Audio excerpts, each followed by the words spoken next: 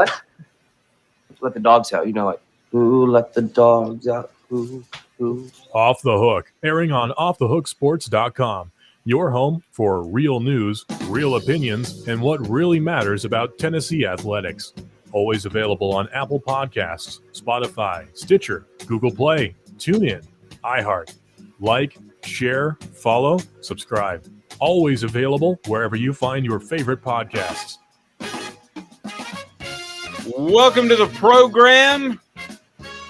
We'll explain why we have a dog in the camera shot here momentarily, thanks to our friends at Craft Treats. And there is plenty to talk about. Wednesdays mean Ron Slay, and also Wednesdays mean we'll give stuff away. We'll do that with message board bingo a little bit, and plenty to talk about. Tennessee goes black again. And they go with the black jerseys. So we shall discuss that and your opportunity to win prizes if you like to dress up your dog. And we'll just go ahead and get to that before we get to the fact that Kentucky's just one big hot mess after I really dove into things yesterday and really took a look at the Wildcats and watched some tape. And I'll give you my thoughts on the Wildcats, and they are a hot mess. All right, Amanda LaFratta has a miserable-looking dog. Good morning. How are you? I'm doing well, Dave. She's not miserable. She's just tired. Yes, she's not a morning dog. Brittany says, morning, y'all. Happy hump day. Morning, guys. Go Big Orange. So a lot of people already on board waiting for us, and we greatly appreciate that. We start each and every weekday at 8:30 Eastern. And why does Amanda have a dog? Because we have partnered with our friends at Craft Treats. And you can send your dog photos in. So go ahead and get the dog photos, and we'll tell you how to post them tomorrow and send them in. And it's going to be on our YouTube page and the community channel. And the winner will receive an awesome prize pack from Craft Treats. Craft Treats has the CBD cannabinoid treats that are chill pills, but they've got other things as well. Use the Off the Hook promo code, get 20% off holistic, awesome, organic treats for your pets. What the H is that dog supposed to be? She's a dinosaur. A dinosaur. Yeah. She looks like a dinosaur after the meteor hit because she's very lethargic. She's just a tired dinosaur. She's a tired dinosaur. Looks like she's had a chill pill this morning. She's been dipping into the chill pills. She may have. Just check them out at crafttreats.com. So what we're going to do, for those of you that like to dress your dog up, it doesn't have to necessarily be this year, but for Halloween, we're going to post, and Amanda, if you can do that at some point during the show, we're going to post on our community tab on YouTube that you should be able to post your picture. Crazy says, "Aw." So see, it was sweet. It crosses demographic boundaries. I would have thought that the dog would have just endeared itself to the female 18 to 34 demographic. But as it turns out, we are getting an incredible response already about Ava, the dog, the dinosaur, the legend. Dogosaur. The Dogosaur. That's pretty good. Did you come up with that on the spot? I just did. Just did. That's the magic of broadcast. Joe says, I love the dog. David says she's cute. My Shih Tzu, watch your language, Raleigh, has an Ewok costume. Now, I'm going to go ahead and tell you that I would vote for the Ewok first. And I haven't even seen the picture of it. David says my wife wants to dress up my lab for Halloween. So we'll see how that goes. See if anybody can beat the Dogosaur. You'll be able to post that on our YouTube community page. Like, share, and subscribe. We greatly appreciate that. We continue to hit new numbers on the YouTube channel, which has been absolutely fantastic. And we certainly appreciate you taking part and subscribing. Again, I will say this. Only about 20% of you that watch have actually subscribed. And that's a typical YouTube number. That's not unusual.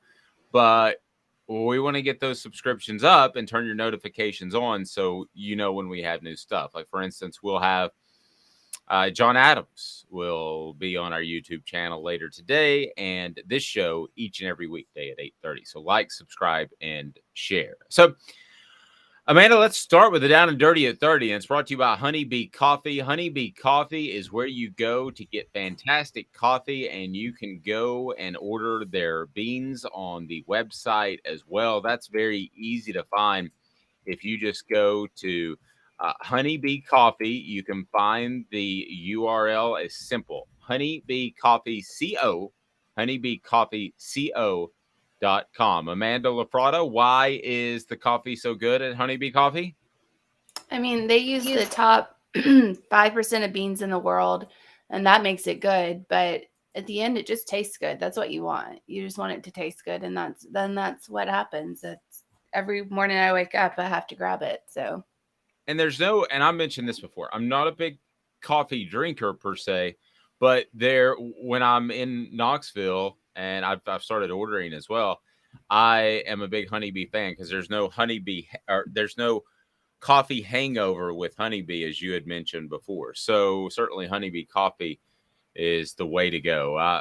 There's one day I guzzled 3 cups of it and it felt fantastic. So let's talk Kentucky, the Down and Dirty at 30. Not an opponent to be taken lightly. We've said that, but upon further inspection over the past 24 hours, I'm not incredibly blown away. Tennessee holds a 82-26-9 record thanks to Caleb Jaroux on offthehooksports.com. You can read about this story.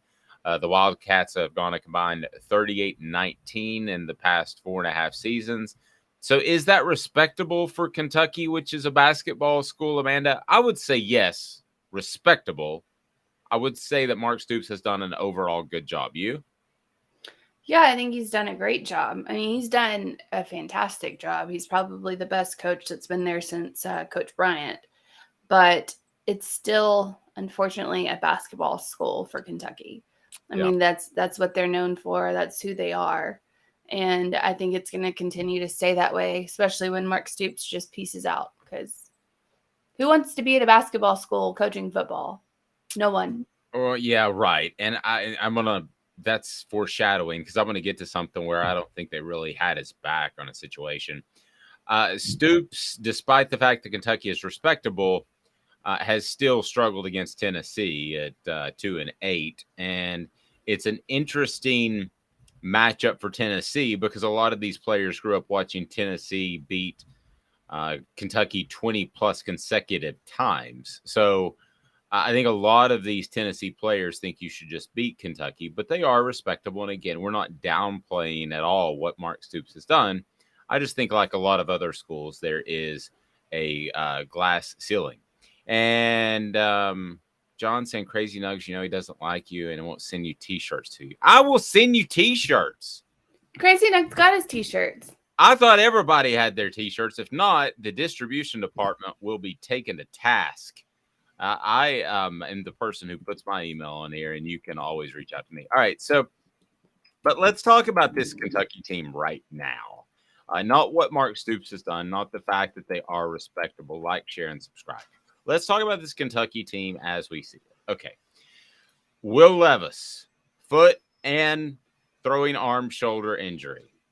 Offensive line, not great. If you can name more than 2 of their receivers, you win without Googling, you win a gift certificate to Craft Treats. I know you can't, so I'm not even going to say that. So, no. So, here is another issue. As I was digging into Kentucky, they're a different team with running back Chris Rodriguez. And Chris Rodriguez is a power runner, kind of an old school, if you want to think maybe of not as good, but if you want to think maybe a Travis Henry style for you Tennessee fans, he's not going to bounce it outside and create space, which really you almost have to be in today's day and age of football. But he is a guy that is going to be able to fall forward, pick up 3 yards when it should have been none, pick up 5 yards when it should have been 3. He's a fall forward 2 yards type of guy. So he's a power runner. He creates his own space, as the coaches like to say. But the thing that stands out to me most about Chris Rodriguez is Chris Rodriguez, if you look back, had an issue in which he was supposed to, him and some other players. Now, they haven't directly attributed and confirmed this, Amanda, but it's pretty common knowledge because he was sat for 4 games, that Chris Rodriguez was clocking in, or he was clocking in, filling out time cards at a hospital, because players are allowed to have jobs in the offseason. And that was a big deal 15, 20 years ago, that players during the summer could have jobs. And I'll tell you a quick story. There was a Tennessee offensive lineman one time, and I was doing a radio remote from a car dealership, and I pulled in and parked my car, and he obviously didn't care if he sold a car or not. This was to support a player. This was one of those hookup jobs where he could make a little bit of money during the summer. So a shirt, a button-up shirt, short sleeves, and a tie. Shirt way too tight, a tie just kind of disheveled, and arms crossed, 6'3", 320 pounds, looks at me and he goes, "You want to buy a car or something?" Not the best way to intro a possible sales pitch. I may not be the best salesperson in the world, but I like it though. I like it. Just get down to it. You want to buy a car? No, yes. Okay, then. There you go. Well, okay. Maybe he was on to something. Maybe he was ahead of his time. But the point is you were able to get these jobs, so that was a thing. And that was a big thing, because used to be you weren't allowed to work because you were amateur. Now, I'm going to get to NIL in a roundabout sort of way. So Chris Rodriguez, here's what he does, and some other players. He's supposed to be working at the hospital. Now, I don't think that these were, what was the term during COVID that you absolutely had to work? The jobs. Essential. Essential.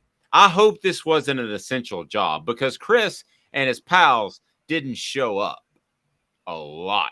And as a matter of fact, they filled out time cards that they were at the hospital at the same time that Kentucky was supposed to be having workouts, practice, and they were supposed to be in class. So, oops. That's okay. Stupid. That is stupid. Are you ready for it to get stupider? Okay. Stupid. Yeah. All they had, yeah, of course it's more stupid. That was the irony.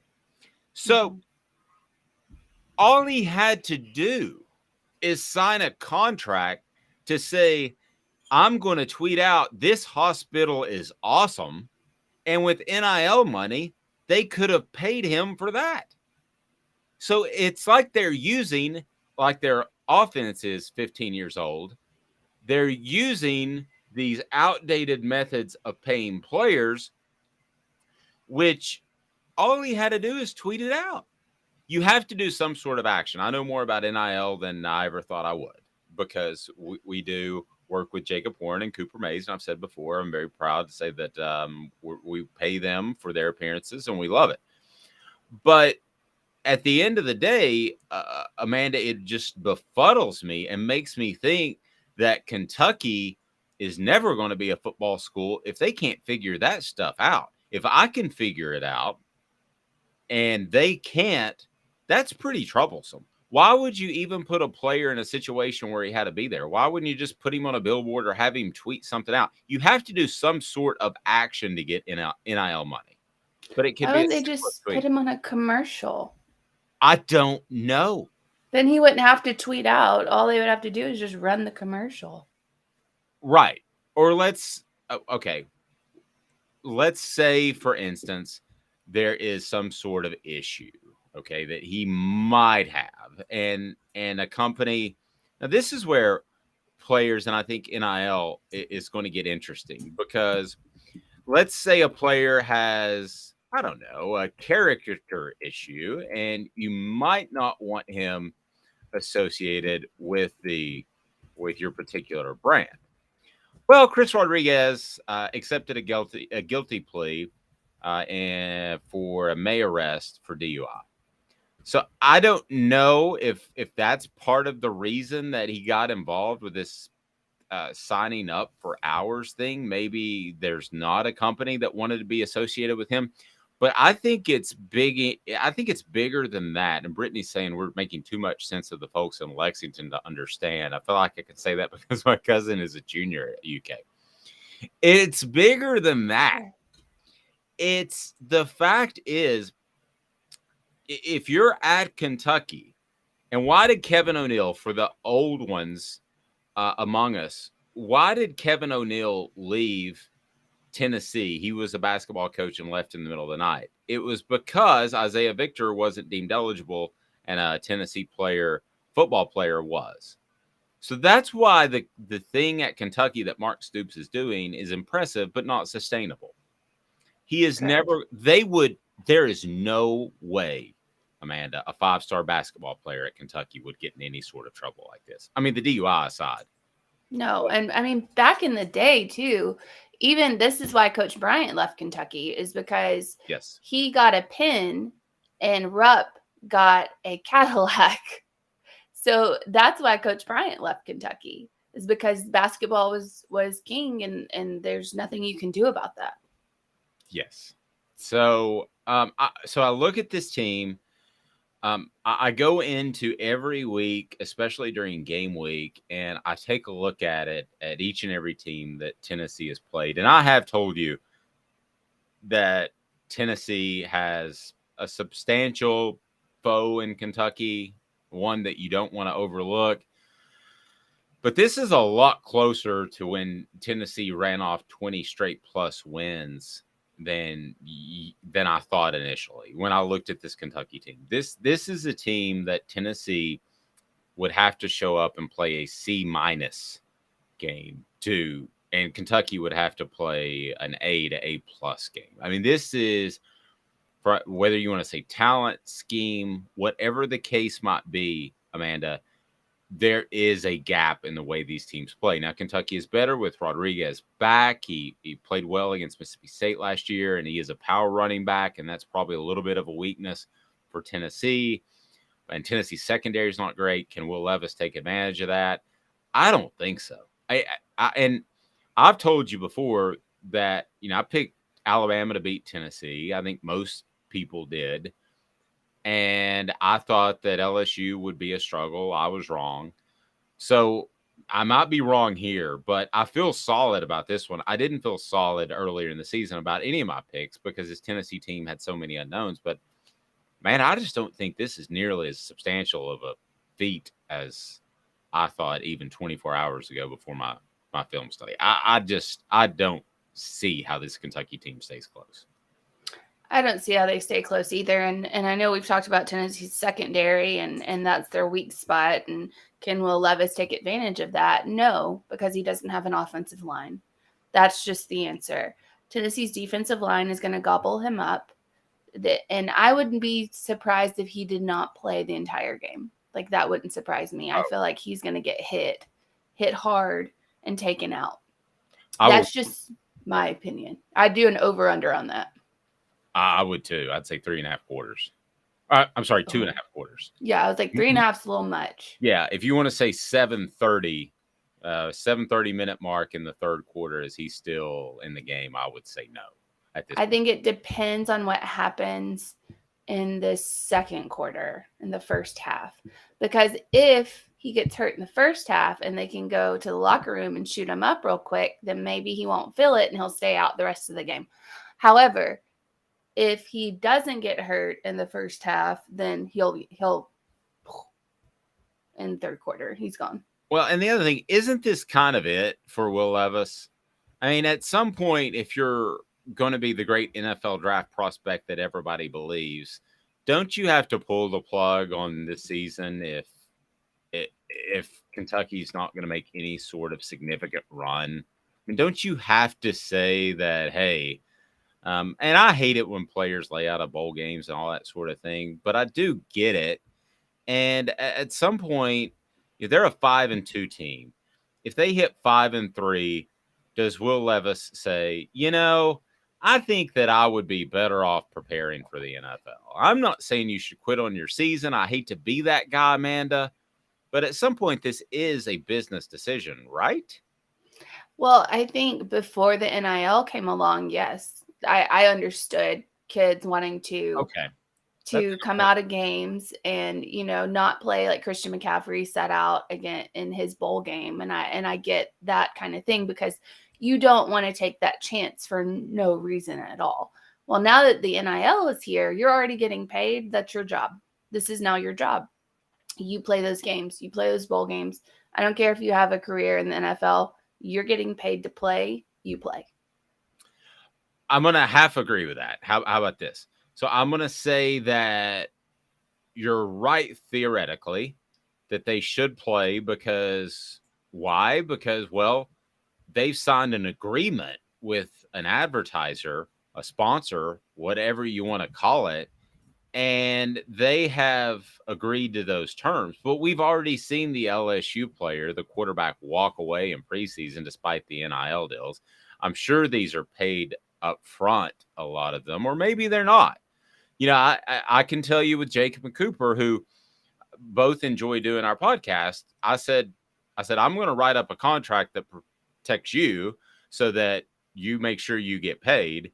But if you at any point don't want to do it, you don't have to continue. That doesn't mean I'm going to continue paying them forward. And they're both like, okay, that's cool. And they both enjoy it, and it's awesome. And I think the insight has been something that you can't get anywhere else. Subscribe to the YouTube channel, hint, hint.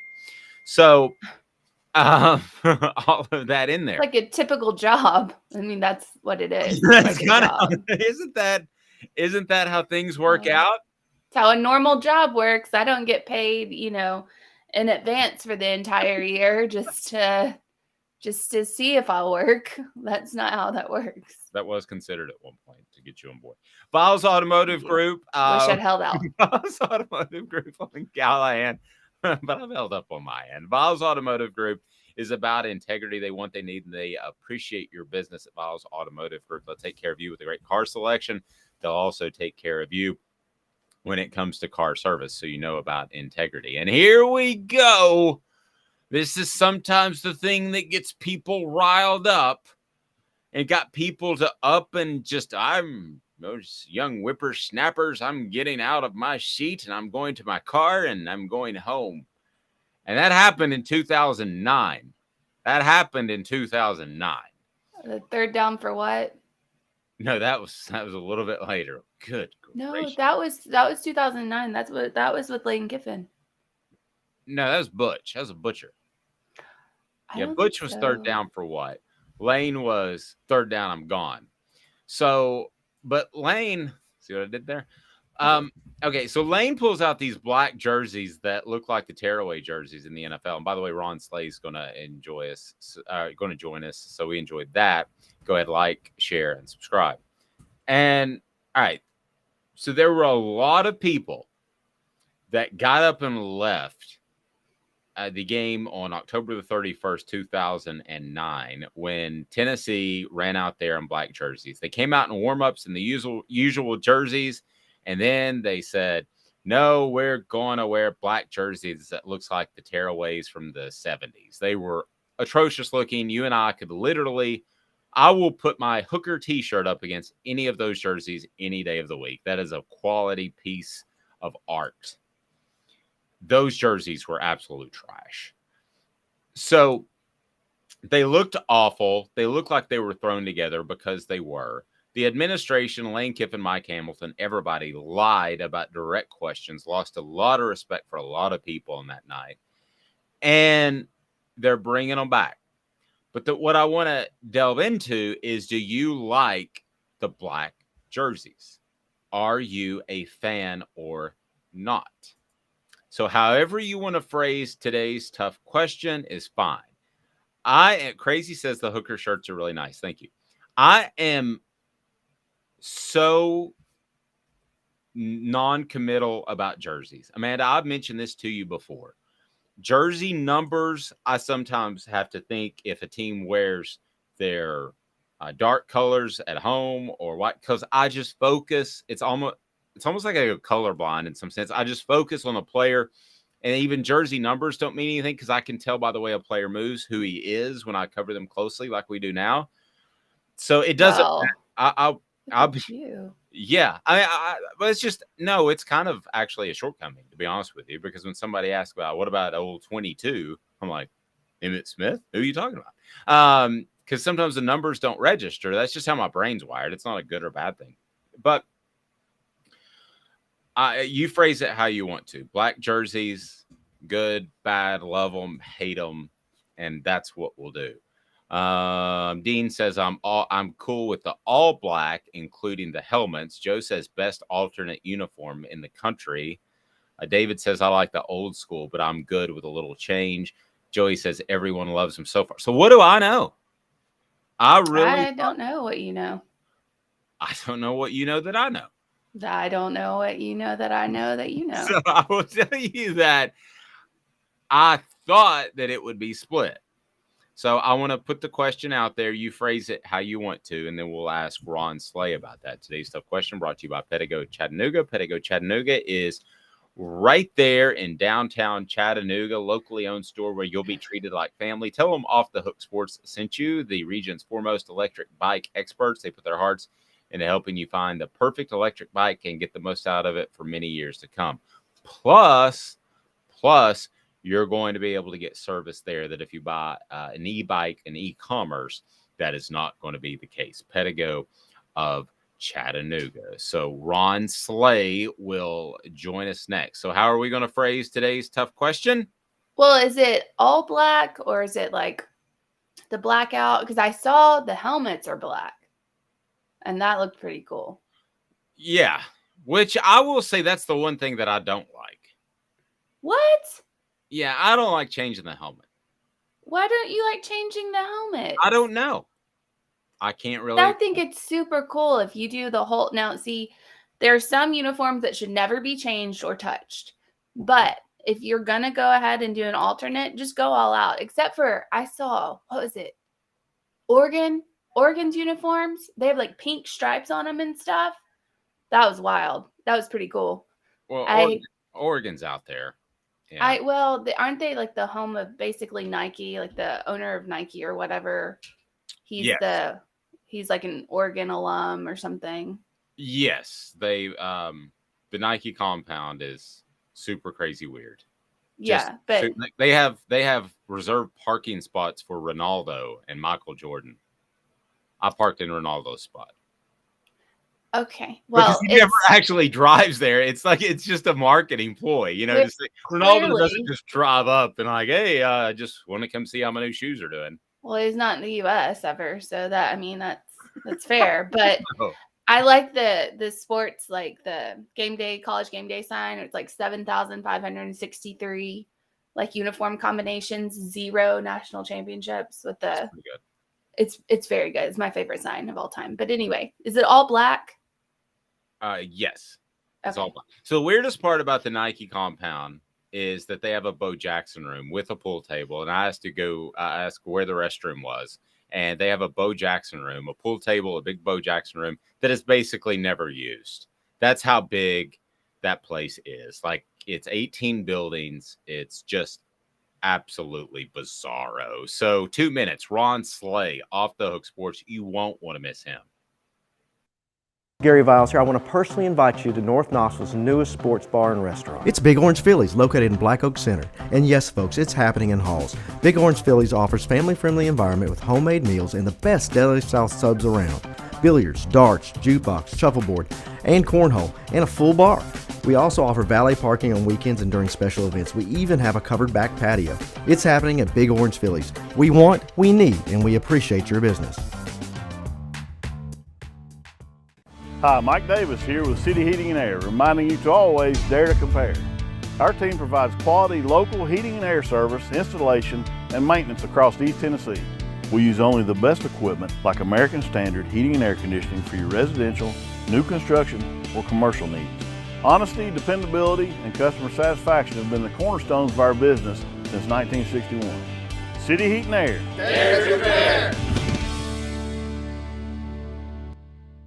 This is Al's Dish Barbecue Supply, so come on in and see all the different rubs and sauces we have, plus a complete line of Green Mountain grills.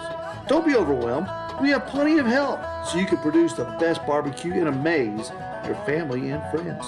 Barbecue is America's food. We'll do what we can to bring you all the best products. We're Al's Nest Barbecue, but Chattanooga goes to grill.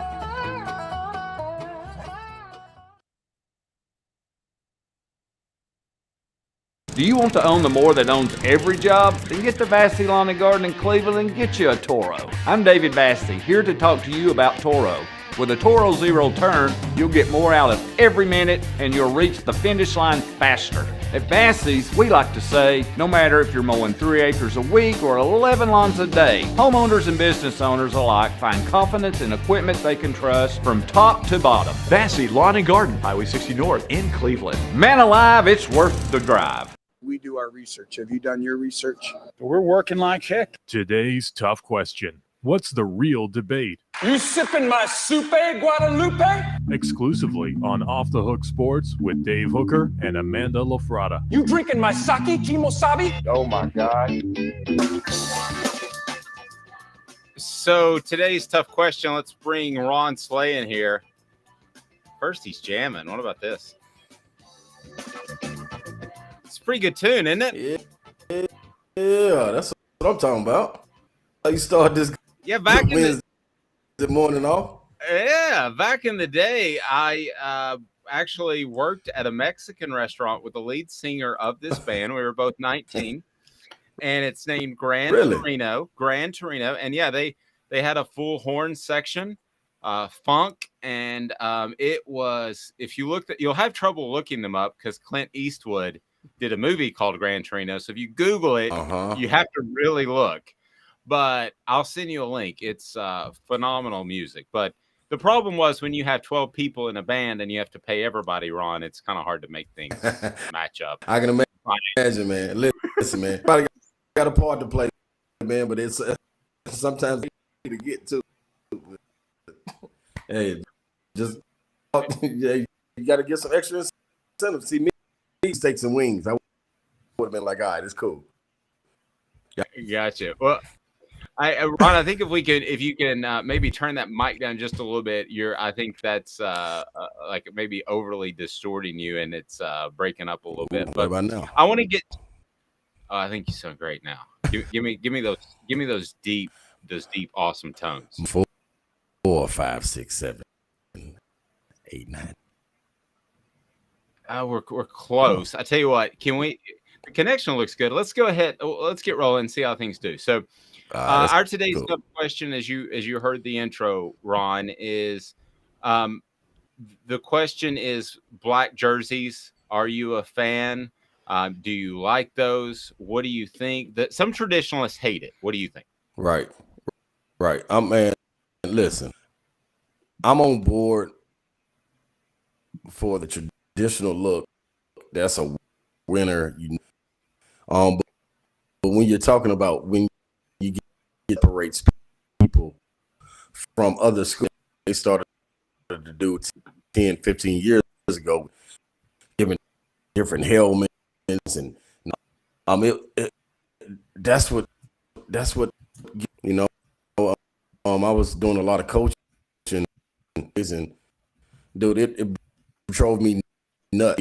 As soon as I walk in the gym, you got green shoes, you got neon orange shoes, and oh man, and you know what it is? We're what having. it is? What is that? Safari. I don't. Oh, Safari. it's this. Get you right back, Ron. Happens every time. Ron, you know what it is? Safari. And we'll explain why Amanda's dog is on there. She's a bumblebee now. She changed She colors. changed her costume. She changes uniforms faster than the Vols. Yeah. So I just want people to see. Yeah, people to see. So we'll get Ron back with Google Chrome. He goes, "Oh, you know what it is? Safari. It's exactly what it is. What is the deal with Safari?" So we just have to. No. Yeah, I don't know why that doesn't work with our software, but we'll get Ron back on. All right, so I don't know if he needs another link. And as far as the black jerseys, how did you decide to phrase that question?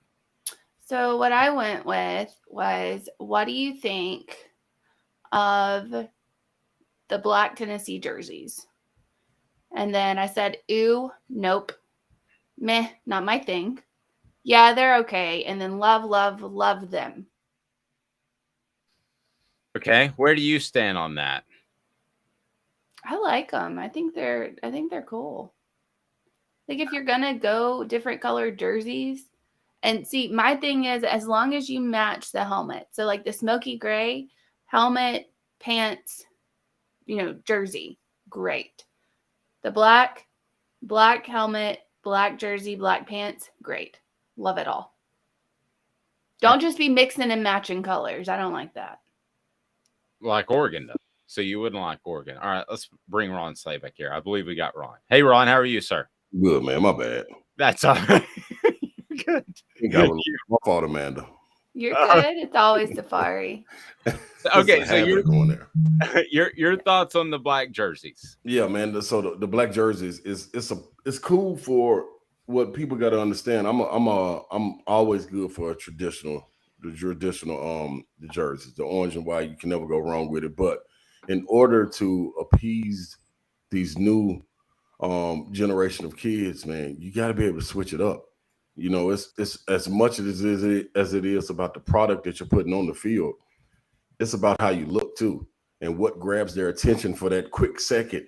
And if that can be a reward going down the line for playing the correct way, being the film on time, practicing the right way, creating a good environment, you got to give it to them, man. That's what it is. Look at what Oregon has done.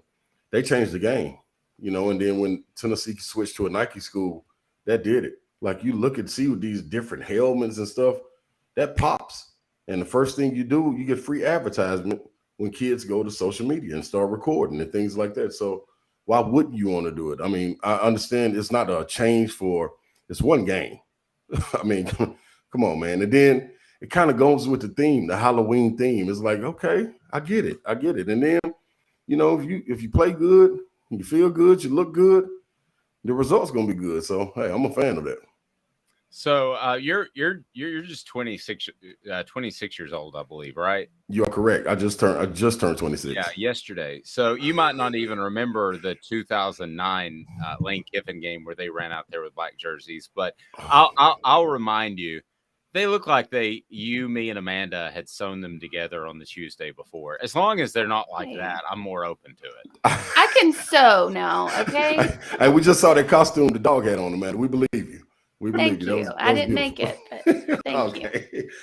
Yeah, the ones Lane Kiffin went out there, and that was I see that's when you're rushing it and you're trying to force it. You can't force it, man. If it's not ready to go out, it's not ready to go out, man. So I think we see that what's going on down there in the SIP. Yeah, it's exactly right. He's Lane trying to force it? No way. So, all right. So do you have pets, Ron? No, I don't, but I do love dogs. Okay. So if you had a pet, because we're running a promotion here, thanks to our friends at Craft Treats who provide all kinds of dog and cat treats, would you dress it up? And if you dressed it up, what would you dress it up as? Oh, if it was a dog, first of all, I'd dress up as me. I put a little headband on it because I feel like I was a dog. You know what I mean? That's the first and foremost. If I want to go inside my chest and tear it open and show what's inside, it's gonna be a dog. So why wouldn't I? I mean, it just goes hand in hand to me, And then you got Smokey and things like that. It is what it is. I love it. All right, Ron, we'll talk some basketball, as obviously that's what you played at Tennessee. But yeah, I've been really blown away by your football knowledge, and I scouted out Kentucky, and I scout out the teams that Tennessee play typically either Monday evening or Tuesday evening. So I did it last night, and yeah, I have a lot of respect for what Mark Stoops has done. I don't think this is a great Kentucky team. What do you think? I think it's a team that was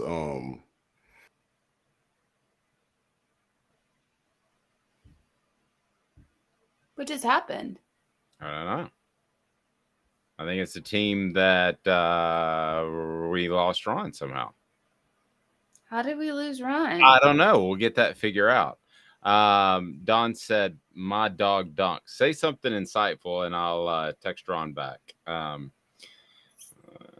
Okay.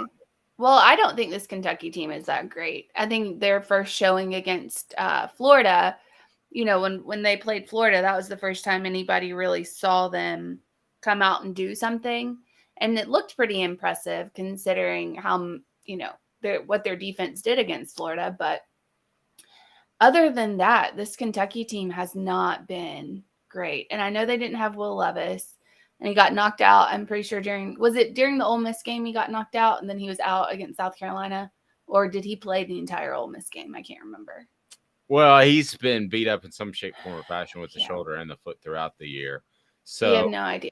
But reality, Will Levis is their entire team, because we saw them go against South Carolina, get beat by 10, or was it 24? Maybe it was 24-16. I can't remember. Anyway, get beat by South Carolina, which they should have never lost to. That shouldn't have ever been a thing. And they went out, got beat by them because they had no Will Levis. So reality is Will Levis is this entire team. So if you go after Will Levis, and I'm not saying hurt him because I don't want anyone to get hurt, but if you get to him enough times, he's not going to be the same Will Levis that we see. And I didn't think he was that good, honestly, until I saw Kentucky without him. Then I was like, well, maybe he's pretty good, because Kentucky without him is really, really terrible. And I can't stand him because he puts mayonnaise in his coffee. We got Ron back now. We got you back, buddy. I don't know what happened there. We got you back. Oh no. And now Ron can't hear us. Can you hear us, Ron? Give us a thumbs up if you can hear us, because we can't hear you. How do we went from hearing you to not hearing you? All right, so Ron's, I think you got on Safari again. We're gonna fix that.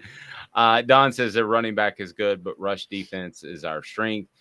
In a weird way, yes. And Tennessee doesn't have that big mauler in the middle. All right, let's bring Ron Slay back. I think we got Ron. There we go, man. I've been sabotaged. It's got to be somebody in Kentucky that's taking over my network, man. I know what it is. I sent one of these darn creepy cats down here or something, man. That's probably on the roof messing with my wires, man. That's okay. Trust me, we've had a tree fall in the house, knock out Wi-Fi powered when we had Ben Joyce on. So yeah, we're working through it. Oh, we all right then. Yeah, this is nothing. All right, so Ron, again, you were giving us your thoughts on Kentucky. Some people think it's a top 20 or so team. What do you think? Yeah, I think coming into the season, man, with all the hype that they were giving Will Levis, they kind of went away in a sense from what got them those wins in the past 2 years and what made them who they were. You could always expect this to be a physical team up front in the trenches. And you have a guy like Rodriguez to depend on, who is a monster back there in the backfield. Like, that dude he need to hurry up and go to the NFL, man, get away from SEC football. But he's a problem. But coming into the season, you start hearing all the hype. Number one player taken, number one quarterback taken with Will Levis. So it's like Rodriguez is sitting out, so you put the ball in his hands to try to get it going. And the offensive line is just not blocking. He's just not getting the same protection at all. So if you can't, I said it before, I'm a trench lover. So if you can't get the guys up front to block for you or keep the pressure off of you, it's going to be difficult, man. So now you got to go back and be, with Rodriguez coming back, be a team that's going to run the ball, control the time, how you're going to do it. Talk about this NFL offense. You got guys out there on the boundaries. You got Smoke Cavassier in the backfield as well. Like, you got a lot of weapons, but how do you get it to him if you can't control the line of scrimmage? This man's been hit 20 times, and that's not even counting the pressures or anything. So I think they gotta figure things out, and I think it's just trying to plug holes while going through the season. And at this point, you're getting down to the nitty-gritty. The back end of their schedule is hectic. So this is the time to try to figure things out, and they've been kind of left with that. Yeah, I think this Tennessee defense is probably going to have a really good day. And I know people are worried about the secondary. How do you think that's going to play out? I mean, I don't see Will Levis being able to really throw the ball if he stays in the game longer than 2 quarters, just because the defensive line is so strong. Right. I think they'll get to him. But how do you see it playing out? I look at this defensive line and what Roddy Gardner has done with them, and also the development with the guys behind the front four. I think that's the depth that we've got over the past 4 or 5 games with Roman Harrison and these guys coming in to play. Like, you're able to give Byron Young and Tyler Barron rest and then have guys and not have a drop off. So it's like, whoa, we can rush 4, and occasionally, you got Tim Banks and them throwing in a blitz here and there. So if you're keeping them off kilter back there, I think this team does good when you're able to just rush 4, and then you bring in the star guy, Wesley Walker or somebody, and send him on the blitz, and it's unaccounted for. So that's a problem. And I think that rushes guys along, and I think that helps the secondary. Anytime you can get a good rush, it goes hand in hand with the good secondary being able to cover because the ball got to come out quick. The only thing that scares me is if they were able to time that blitz up with a guy like Robinson or Barry and Brown. For Lord's sake, man, anytime he catches it, this young man can go. So hopefully you're able to tackle in space. That would be the biggest thing. I'm not really worried about getting burnt over the top. I don't think that offensive line can protect that long, especially what I think a lot of people are forgetting about. Last year's game was in Lexington. This game is in Neyland, and the mystique to Neyland is back, which creates a problem for teams like a Kentucky who went down to the Swamp earlier, and the Swamp is a great atmosphere. And that was early in the season when they were expected to win. Now you coming into a team that's number 3 in the nation that's had Alabama come in. You had other teams come in and really go away with it. It's deafening. And they cannot predict it because none of this generation has seen it. They don't know nothing about that. They just know about going in the locker room and, hey, man, let's get out there and go warm up. Now you coming in and you looking up. You like, oh, man, look at Neyland, man. Look at these lights and look at these banners and jumbo. It's different. You captivated. And by that time, you're down 10-0. Yeah, or 24-0. Pretty quick. We'll take all that. Yeah. So, Ron, I'm curious what Nashville's like. And Ron's on 104.5 The Zone, and he does an absolutely fantastic job with Brent Doherty. And Ron, do you need to take that call? Nah, that's just facts, man. We don't even got no house phone. Like that's the craziest thing. Well, why do you have a fax? It never rings. It never rings. Like it's crazy. It's the Kentucky people. That's all it is. Kentucky. Yeah. Keep that T out this week. Yeah. So Kentucky. Okay. So Ron, I actually am able to look at my analytics for what we do, both the website and the YouTube channel. And it's funny, our number one market, part of it's because Knoxville is so saturated with coverage, is actually Nashville. So I'm curious, you're in the mid-state area. What is, and that's a Titans town, I would think, going into the season. But how do you, as far as the interest level, how would you say the fan base is in terms of UT versus Tennessee Titans? Hey, man, listen, the thing with the Titans, not only do you have the Titans and the NFL market, you got the shield, the NFL shield behind them. So it creates its own buzz. I'm telling people here earlier this year, we were in a sales meeting, me and Ramon Foster, and we went down to talk to the sales team, and I'm trying to explain to them like, hey, man, the Titans is it. I'm telling you. But y'all have not seen anything until you seen them win on Rocky Top. Now, if you think the Titans dominate this market, just wait till they win. And they put a winning product out. And now you start to see it. Like, me, and I could be biased. I would say, man, it's probably 55-45 Vols. Wow. And that's tough to say, especially with Nashville being a melting pot. Like, you got all types of NFL teams here as far as fans go, and then the same thing goes as SEC because it being a city and people wanting to move back here and get work. So I still think, man, it's pretty strong, especially when winning. Now, if this would have been 2-3 years ago, I would have probably said, man, it's about 35%. We didn't grab a couple of bandwagon guys and jumped them on. We accepted them for a little while. They got to sit in the back of the train, but they on now, we may kick them off at any minute, but it's all good, man. It's lovely right now. You see orange everywhere, but it's palpable. You feel it on the show for sure. Yeah, without question. Especially after a win against Alabama, and then what's on on the horizon with a team like Georgia. If everybody take care of their business, they take care of Florida and we take care of Kentucky. I think you walk into this situation and you know what to expect, number 1 versus number 3, and that's big time. And I think you see it. Popular may not even be the right word for it. Yeah, I agree with that. And I'm from Nashville, so my entire family lives in Nashville, and I remember back in the day when Tennessee was good, there was orange everywhere. Yeah. There was orange everywhere. And I think it's still the same way, especially now that Tennessee is on top again. I hear it from all sides there. Like my entire family, we were at my aunt's 60th birthday party or something. And my cousins had the Tennessee game on their phone because we were out in the middle of nowhere, like Bon Aqua, Tennessee. And they had the Tennessee game on their phone, just listening. It was Tennessee Pitt. I remember that. But everybody's on that bandwagon. I totally agree with you on that one. I see a lot of Predators in Nashville. That place goes nuts for hockey, and I never thought I would see that in my entire life because it's pretty crazy that everyone just loves the NHL because they did not when I was growing up. They same here. Did not. Same here. They did not. So what do you think the reaction is to this Tennessee team being so good this season?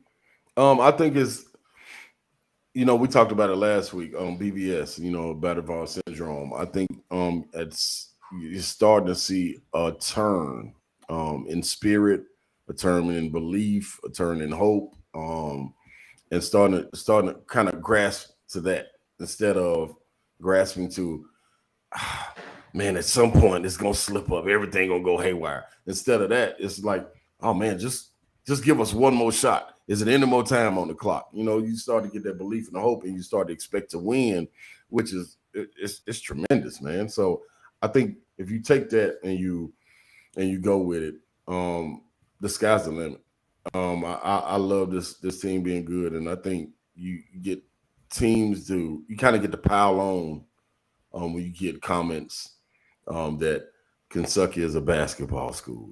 That's something for us to latch on to. Then you get Coach Saban with the Burton deal, and it's something else for us to latch on to, and we're like, oh man, it is Tennessee. The pride and everything is back. Like people really, like you said, waving their colors and they're choosing. And the good thing is, it's a line drawn in the sand. It's either you hate them or you love them. It ain't no middle land or gray area anymore. It's side chosen, and I like it like this. I'll accept this all day long. So just let us know what it is.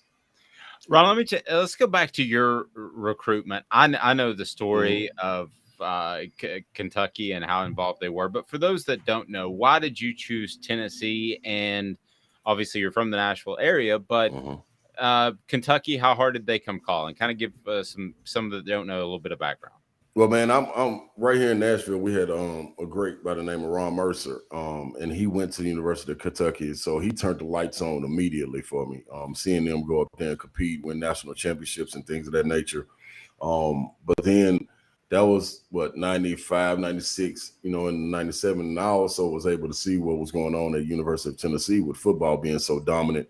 A lot of my teammates, John Henderson, Reggie Ridley, Buck Fitzgerald, were going to University of Tennessee in football. Now, I played football in high school, so my relationship with them, this was when people were playing 2 or 3 sports in high school.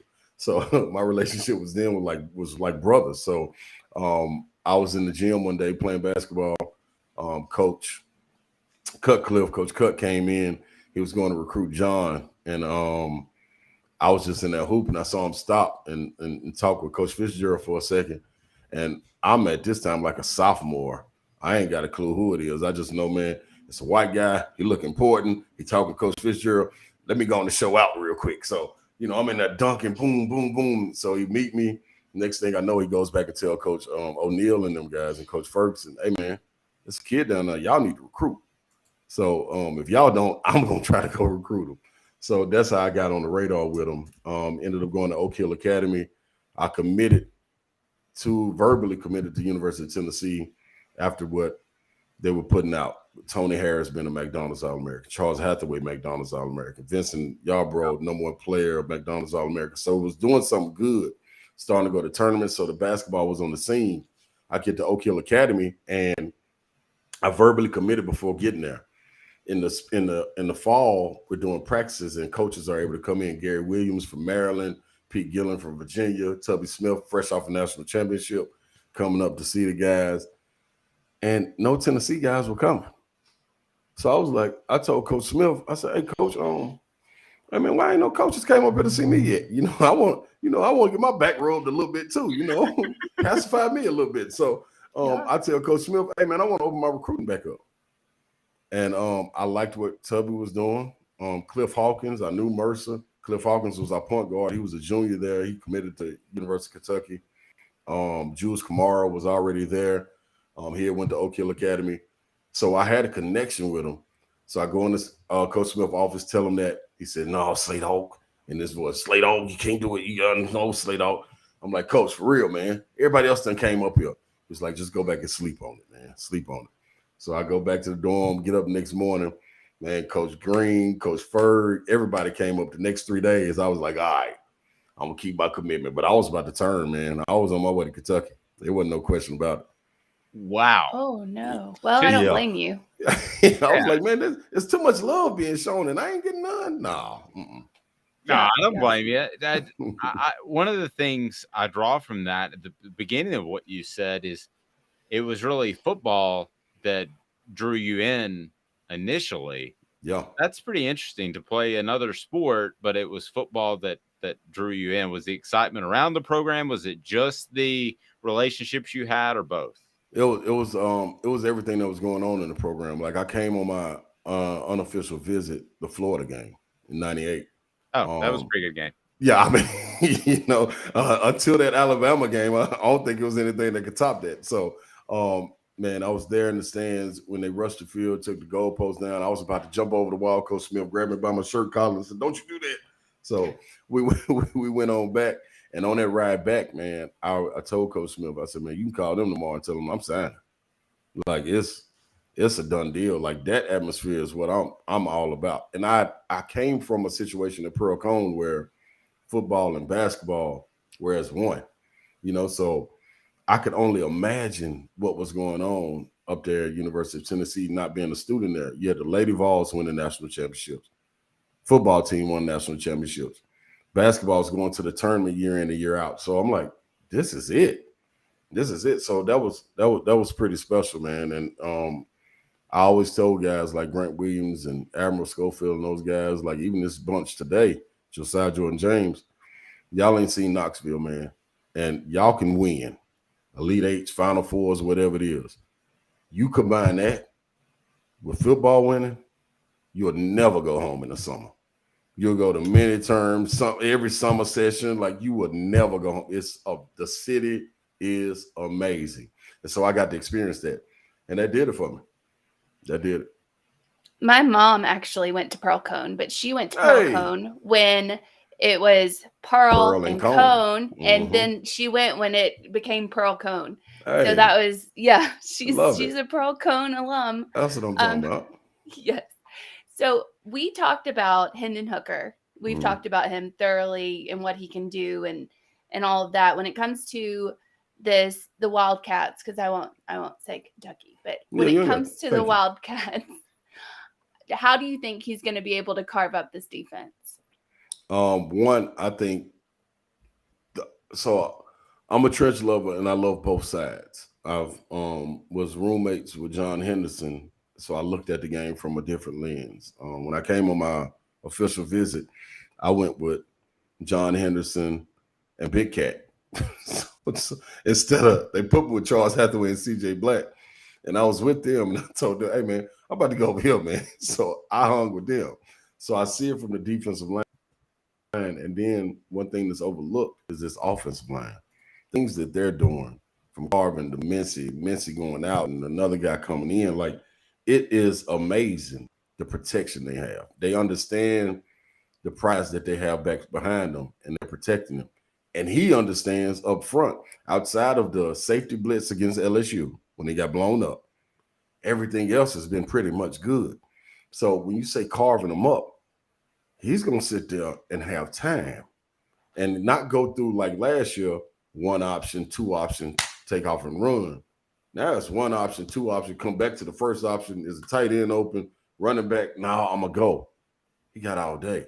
So carving him up is the exact word for him. Like we can't get close enough to Thanksgiving to carve that turkey with exactly what he's going to do to these kitty cats. But I'm just saying, I expect some really good things. And I think another thing with it is we ain't even seen the best of Hypo yet.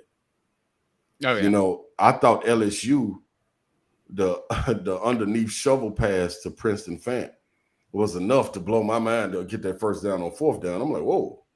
But then to audible out on the goal line against Alabama and go to an I formation and put him at fullback and let him run. Then another wrinkle, get to UT Martin, and now you're throwing passes with Fant. Like, I don't know what Hypo along with Hooker is going to do. I don't know what's going on in practice.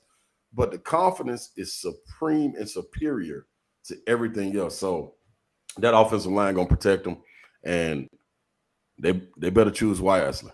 Kentucky better choose wisely, and they better not. If it ain't two safeties over the top, somebody's in trouble.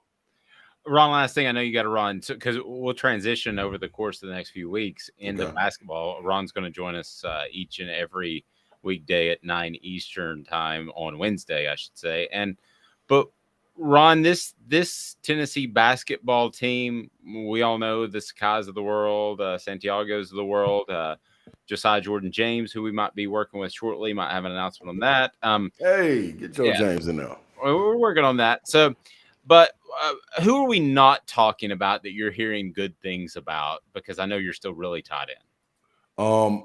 I would say initially Tariq Key. I think he would be the guy that jumps off initially when you talk about a guy coming in that averaged double figures for his career, coming in, being able to shoot the ball, stretch the floor. And I think the surprising thing would be he's not just a shooter. Like, the man can play. You can give him the ball, go one-on-one. He can post up.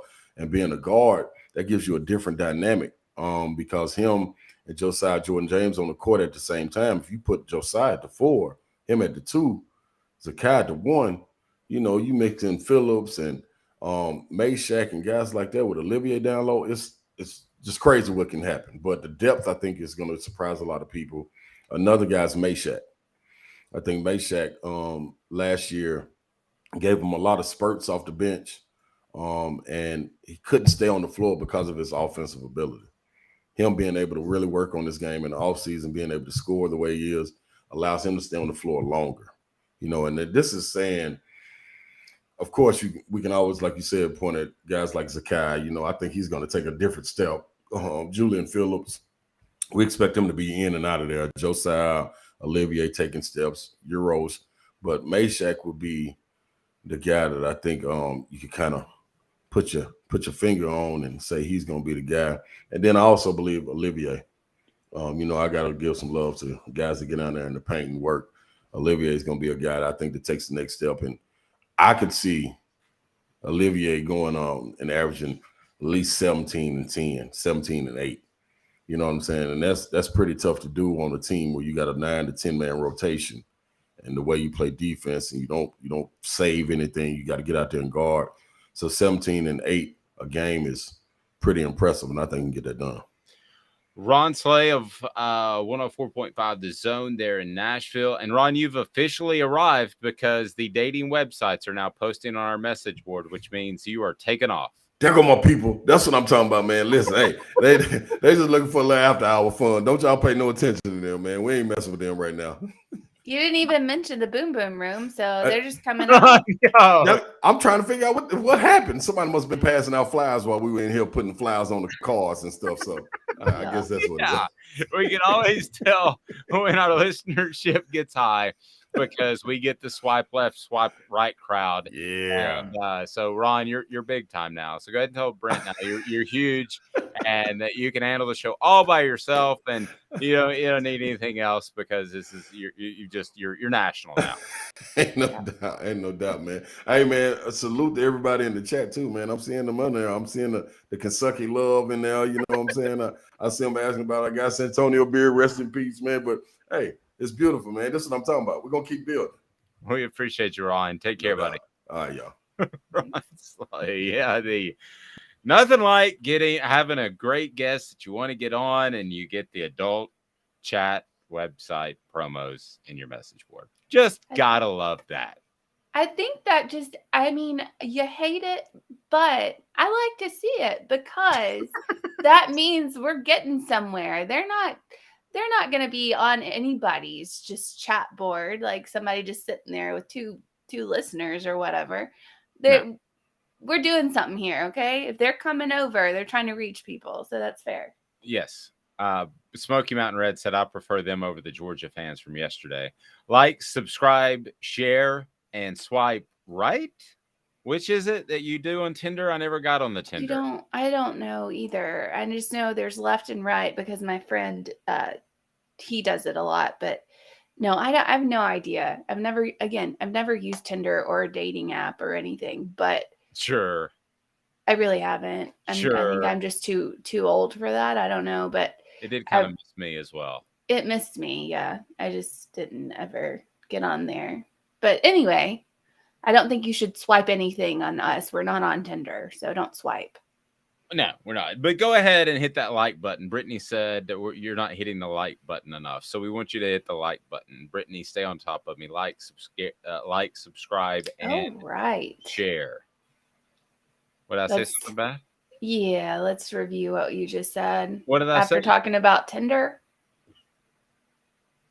Well, I said Brittany said hit the like button. Is there something? Yeah, and then what did you say after that? Oh, Brittany, stay on top of me? Why did you like that? Well, clearly not, but you're talking. Absolutely. Golly, in your 30s. We're talking Tinder. Swipe left, swipe Get right. in your 30s and the ladies just go wild. I think it's just years of bartending. I think somebody's about to blush because she's in her 30s and her mind's in the gutter. I'm not gonna blush. I'm a bartender, of course my mind's in the gutter. I will long story. I'll get to that later. Ron Slay's appearance brought to you in part by Owl's Nest Barbecue. Their mission is simple: give you all the barbecue supplies that you need. They've got the rubs, no Tinder related. They've got the rubs, they've got the sauces, they've got the Green Mountain Grills there in Ooltewah. It is right off the interstate. So if you're ever in the area, tell them Off the Hook Sports sent you. Joe said, I met my wife on Tinder. We both swiped right. LOL. Is that true? Oh, that's cute. Well, that's cool. I told you I was part of a wedding. I don't think you'd mind me saying it. Mike Stoley played offensive line for Tennessee, and they addressed the fact that they met online, and that was like a big weird deal back in the 2000s, early 2000s. Now it's just like how you meet people. It's just no. Yeah. I just barely dodged that. I think I barely dodged the online stuff. Oh, but I think they just met on Facebook. I don't think they. Well, yeah, that's fine. I have a couple of friends. They're getting married next September, actually, and he slid in her DMs, and that's how they met or officially started dating or whatever. Joe said it's totally true. That's cool. Well, I thought Tinder was just for the one night thing. I didn't realize it was for relationships. I think it can go either way. Although I have another friend, they just got married and they met on Tinder.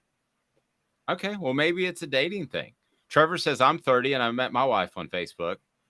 Crazy said the show is family friendly except for the sex bot talk. Yeah, that we're going to stay away from that. And I didn't know. I thought Tinder, here's what all I know from Tinder is that I ask a buddy who's younger than me, who's about your age, and this is years ago. And I said, so have you ever used Tinder? It sounds like a total sham to me. And this was his only response. And this is all I know. He goes, want to know. That was it. Just want to know. All right. I'm glad we're not. Oh, there's another app called Bumble. And I guess it's where the girl can approach the guy. Well, they just got married this summer, I think. Bumble. Bumble. Okay. Well, I will say this. Lots of- I wouldn't want a serious relationship to necessarily start with Bumble. This day in sports history, you're not going to believe I bumbled onto that one. Put a little effort into it. But maybe Tinder's a thing still. Is it still a thing? We'll yeah, discuss Tinder's that. a thing. Can I download it just to see what it does? If you want to get divorced, you can. I'm not going to do that then. There you go. Okay. All right. So you're not going to believe what happened this day in sports history. It will absolutely blow you away. Back in 2 minutes. She's Amanda. I'm Dave, Off the Hook Sports. It's Gary Viles here, Viles Automotive on Callahan Drive. I've been selling cars here in East Tennessee for 27 years. In that time, I've come to realize it's not about the car. It's about you, the customer. So I'm here to take care of you just like family. Good credit, bad credit, you name it, we can get you taken care of. If we don't have it, we can find it for you. We go across the country to get any vehicle that you want. And here at Viles Automotive, we don't believe in fake numbers. We just give you great deals. And as always, we want, we need, and we appreciate your business. Do you want to own the more that owns every job? Then get to Vassy Lawn and Garden in Cleveland and get you a Toro. I'm David Vassy, here to talk to you about Toro. With a Toro Zero Turn, you'll get more out of every minute and you'll reach the finish line faster. At Vassy's, we like to say, no matter if you're mowing 3 acres a week or 11 lawns a day, homeowners and business owners alike find confidence in equipment they can trust from top to bottom. Vassy Lawn and Garden, Highway 60 North in Cleveland. Man alive, it's worth the drive. This is Steve Rain. I own the Midnight Oil and Michelin Tire Direct service station here in Ottawa. It's not a fancy place, never has been, but it's a clean place with clean restrooms and good folks who work here. We sell gas and fix cars, nothing glamorous, but we love what we do and we're going to keep doing it for a long time to come. There's not many real service stations left, and that's a shame. We're the guys just like the guys back in your hometown. We'll fix your tire, change your oil, and put a new set of Michelins on your car. If you want a Twinkie, you'll just have to keep on going. Thanks for the business.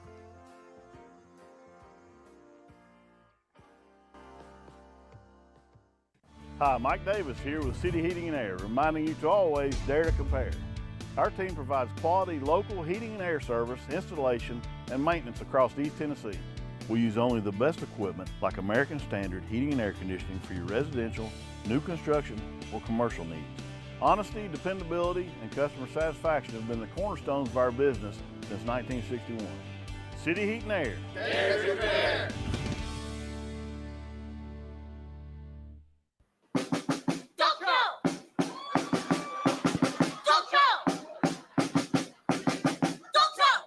Sounds like Sesame Street. It is the best. Have you not seen that Will Ferrell dog show with Molly Shannon on Saturday Night Live? No. Yeah, if you dress your dog up, you can send us a picture. Are we going to get that? We'll have that up on our YouTube channel, the community page. You send us a picture of your dog that you have dressed up or are going to dress up. And thanks to Craft Treats, you can win a gift certificate to Craft Treats. You haven't seen Dog Show? No, I've seen the Oh, Molly yeah. And I've seen the cheerleaders. I'm Yeah. Miss Colleen. And I'm Mr. David Larry. As usual, I am joined by my delicious friend, Mr. Rocky Balboa. You need the visual of seeing the dog dressed up. So you dressed your dog up. He is dressed as Copyright. Robert Copyright. Urich in his role of Spencer from his hit show Spencer for Hire. Well, we can play it in short clips. So, so it's a dog show on our YouTube channel. And we're going to post on there on our community tab where you can post pictures of your dog. So you post pictures of your dog and it's dressed up, then we're going to draw one person out as a lucky winner of a Craft Treats gift certificate and go with the chill pills. Or your cat. Or your cat. I always say dogs because I'm a dog guy. I would be a cat guy, but I'm allergic to them. So I promise this day in sports history, we'll tell you more about the Halloween contest, dress your dog up, because that's not weird at all. What, dressing your dog up? Super weird. No, it's not. But it's fine. It's fine. For people who don't have children, leave us alone. Okay, dress your dog up. I'm sorry. All right, dress your dog up. And here we go. let's go to this day in sports history. This day in sports history, putting things in perspective, exclusively on Off the Hook Sports with Dave Hooker. You're so old. When you were a kid, rainbows were black and white. And Amanda LaFratta. New kids on the block just called. They wanted you as a backup dancer.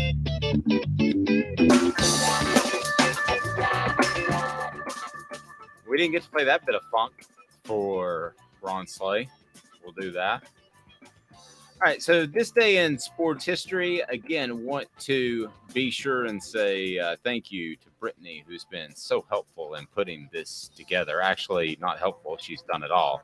And she reminds you to hit like right now. She says hit like. And somebody told me that is very significant in terms of getting us out there for you and the more people we add. And there is this thing that we've learned about, and I've kind of gone back and forth about this. I don't want to get too sidetracked. But there's this thing where you can like donate. Donate's a weird word. You can super pay or something, and we're looking into that. Yeah. So we're not taking donations. And if somebody wants to give somebody money for hosting a show, that's fine. But I can tell you we're probably going to add that for one simple reason. It's going to be to add people like Ron Slay, like Jacob Warren, like Cooper Mays. So we're probably going to add that. But I just want to go ahead and say, first and foremost, all that's going to go back into the production value of the show. So, yeah, we'll talk more about that. We haven't even talked about that yet. But this day in sports history, let's go back to October the 26th. Number 6, Tennessee beats number 7, Alabama, in 1996, 20-13 at home. Peyton Manning, 12 of 25 for 176 yards, 1 touchdown and 1 interception. Jay Graham had 14 carries for 128 yards, 2 touchdowns. Joey Kent, 6 receptions for 125 yards and a touchdown. So that was a big, big deal. And it was the year before, 95, 96, 97. It would have been, I believe it was the year. Was it the year before, Amanda, that the streak was broken? Tennessee, Alabama series. I believe it was the year. You might want to help me on the message board too. I remember that game specifically because I felt like, it's that the Tennessee Alabama game had been one of streaks. So it always is. It always weird. is. It is very super weird. So I felt like that if you want to look at that in particular game, I remember that one. So on October the 26th, it was 1996 where Tennessee defeated Alabama 20-13 at home. So if you go back to 96, it was the year before. So there was a little bit of a tussle in 93. Tennessee and Alabama tied. Now Tennessee gets credit for the victory because there were NCAA issues and they used to take away wins, but whatever, that's a tie. So, and then the next year, Alabama won 17-13. And then you have the breakout performance in 95 by Peyton Manning. And let's face it, they put everything into that game. You had the Joey Kent dig route that went for a long touchdown on the first play of the game, and Tennessee just took over. But really, it was the next year, in that 96 year, the one that we're referring to, that stood out to me as one that kind of set the streak, because that was one that Alabama was up for too. There was no sneaking up on Alabama anymore. They had been really good under Gene Stallings in the early 90s. So Tennessee, probably because Alabama dominated the series in the late 80s and 2000s, probably got a ability to sneak up a little bit and threw everything at them in 95. But in 96, they won in a gutty performance. And sometimes, Amanda, to win in a gutty performance is more impressive to me than when everything goes right for you. Because if everything goes right for you, life's cake, right? But if things are going hard for you and you overcome, that was a game that they gutted out that I thought really led to a streak on Tennessee's side in a series of streaks. Yeah, I prefer the games where someone just if it's your team, you just dominate the other team so that you don't stay nervous the entire game and just pace back and forth. So if I'm a fan, I like those games, but not being a fan, watching two teams just go head to head and make it like a difficult game like we saw this year, Tennessee, Alabama. I mean, that game was probably the most exciting game in college football this season because it was just a back and forth. Every down mattered. Every single possession mattered. So to watch games like that as a viewer, I think those games are probably the best to watch. And it shows you what your team is really made out of. Like it shows you what you're made out of. Because if you go out there and you dominate somebody, yeah, your talent's probably better. Your coaching's better. Like in all facets of the game, you're more than likely just a better team. But when it's a battle like that, a head-to-head coaches, I mean, everybody's battling. The trenches are battling. Secondary's battling. Coaches, there's a game, like a chess game going on. And those are the games that are super interesting to watch. Yeah. And again, the Tennessee-Alabama game is one that is about streaks. I mean, it's the only rivalry that I'm aware of that is so streaky. That is just, I mean, there's not a lot of other ones out there, at least that I'm aware of, that it is a situation where it just seems like one team dominates. I mean, if you stepped into the rivalry at the wrong time after an 8-0 run by one team, you'd be like, why is this even a rivalry? If you came from Mars, you'd be like, what in the world? What's the big deal? But it is a rivalry. So Tennessee, Kentucky, and I gave my thoughts on Kentucky earlier in the show. If you didn't get a chance to listen, you always can rewind it and go back.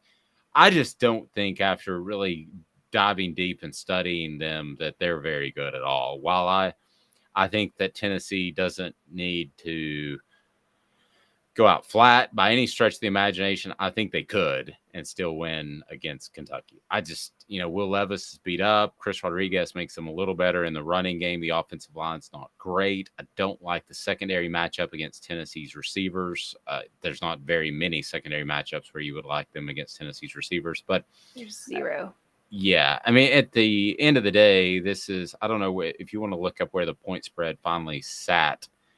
Because I think about Tuesday or Wednesday is when we get a really good idea, because there's been a lot of movement, not as much in the middle and later in the season, but we have seen that before. So I think Tennessee wins this game handily. And yeah, I thought Tennessee would play. I picked Tennessee to beat LSU, not in the fashion they did, and to beat Florida. I thought that they would play really well against Alabama. I thought in the end, something like that scoop and score fumble on the exchange between Hendon Hooker and Jabari Small, I thought that would probably happen and that Tennessee wouldn't win that game, but would play incredibly well. So I was half right. So heading into this Kentucky game, I don't see them stubbing their toe. I don't see them having a bad week at practice. I think there is a buy-in factor that is really strong. And we talked about this yesterday, but the role that faith plays in this team, whether it's faith in Jesus, faith in whoever you believe in or whatever, or faith in Josh Heupel, there was a faith with this team that they believed good things were going to happen if they worked hard. So the buy-in moment from the players I talked to was actually last year at Kentucky. So that's when the buy-in moment happened. If you remember, that was a shootout game and Tennessee was able to hold on. But that was the week, if you listen to Josh Heupel or you listen to any of the players, they said straight up that they practiced well that week and it paid off and they beat a good Kentucky team. That's when things started to change. And you can listen to those interviews on our YouTube page. Again, just 20% have actually hit that subscribe button. So like, share, and subscribe. And we're with you each and every weekday morning at 8:30. So, all right. So we're going to have on our community tab on our YouTube channel where you can post pictures of your pet. And hopefully we won't have any Tinder pictures up there, but you can post. Yes, you can post pictures of your pet that is dressed up. So in the course of the show today, Amanda has already dressed her pet up twice as a dogosaur. And a bumblebee. And a bumblebee. So if you want to post on there your pet, then we will be able to draw one, random one, So what is your pet going to be? And you'll win a gift certificate to Craft Treats, not just for the chill pills, but whatever you want. Go to crafttreats.com and use the promo code Off the Hook to get 20% off. They've got the CBD cannabinoid treats that will help your pet overcome arthritis, anxiety, or maybe even digestive issues. So, Amanda, what will your pet be dressed up as on Halloween? And will you celebrate Halloween on Wednesday or the actual day of Halloween? Saturday? I was like, why would you celebrate it on Wednesday? Today's Wednesday. Yes. Yeah. Look at that weirdo lady who's out celebrating Halloween on a random Wednesday in late October. With her dog.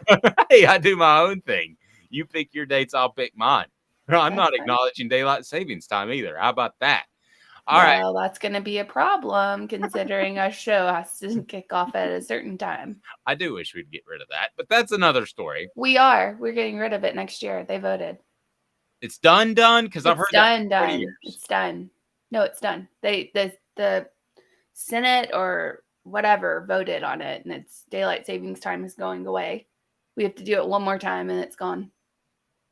Okay, I'm down with I that. know. Crazy. All right, so let's get to a little message board bingo as you're able to win great stuff from Craft Treats. Message board bingo is now.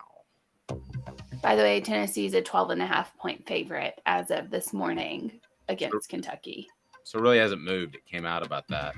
So 12.5 points. Not at the beginning of the season. It wasn't 12.5. No, the beginning of the week. Oh, yes. Yeah, it was about 12. I saw 11.5 and 12.5 on Sunday. Circa is usually the first one to put their number out. So here's the way this works. Amanda is going to read off a post on a message board, and then it's your opportunity to win stuff. You can tell us what message board it was posted on. So this is a rabid crazy fan, and they're going to post on the message board. Yes. And when they post rabies. Yes. They're foaming at the mouth fans. Apparently. Foaming at the mouth fans. FOTHMF. Foaming at the mouth fans. Yep. All right. So read the first one.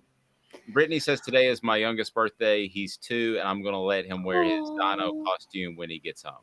Oh, that's cool. Oh, happy birthday to your 2-year-old. And he's going to be a dinosaur? That's so cute. Yeah.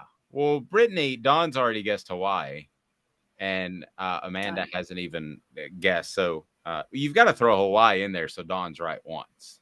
I will eventually throw Hawaii in there, although it'll probably just be something about the environment or something like that. So this is an SEC school. What if we sold the Natty Trophy? How much of a buyout would that fund? Okay, so this is somebody that's struggling. This is somebody that's won a national championship. I think I know who it is. No hints. Because if I think I know who it is, no hints. You have 10 seconds on the message board to win a gift certificate to Craft Treats. We have LSU. We have Auburn. We have Alabama. I don't know why Alabama would sell a national championship. Brittany says John has to be right. There's your 10 seconds. I'm going Oklahoma. They're not in the SEC. Oh, I didn't know you said SEC. Yeah. Oh, no, it's none of those. Vols time says Auburn. Kevin says Florida. None of those. Who is it? It makes no sense. It's Texas A&M. Where are they going to sell a national trophy? I don't know. I mean, I guess they have to sell one way back in the day. Yeah, I guess all that oil money could buy a national championship, and then you could sell another one, maybe. Boy, the wheels are going off the Texas A&M thing as fast as they can possibly go. When you start leaking stuff about players smoking pot before the game, then that's what has been leaked. Then you've got people that want you out, and they want Jimbo Fisher out. I mean, it's past I will go ahead and tell you it's past the point of return. It's not coming back. And I said the same thing about Jeremy Pruitt. I said when that Georgia State loss happened, it's not coming back. He's not going to right the ship. You get so far gone, and when people in your program start leaking that sort of thing, that players are smoking pot in the locker room before the game, which happens more than you would think, then it's done. It's absolutely done. Kevin says that they have a trophy like in the 40s or the 30s. Yes. Yes, they're really just really bad. When people start leaking stuff, it's done. So Jimbo Fisher, it's been a great run in College Station. Actually, no, it hasn't. But you're done. Sorry. I mean, I'm just being real frank with you. That's not going to end well. I don't care if the buyout's $90 million or $900 million.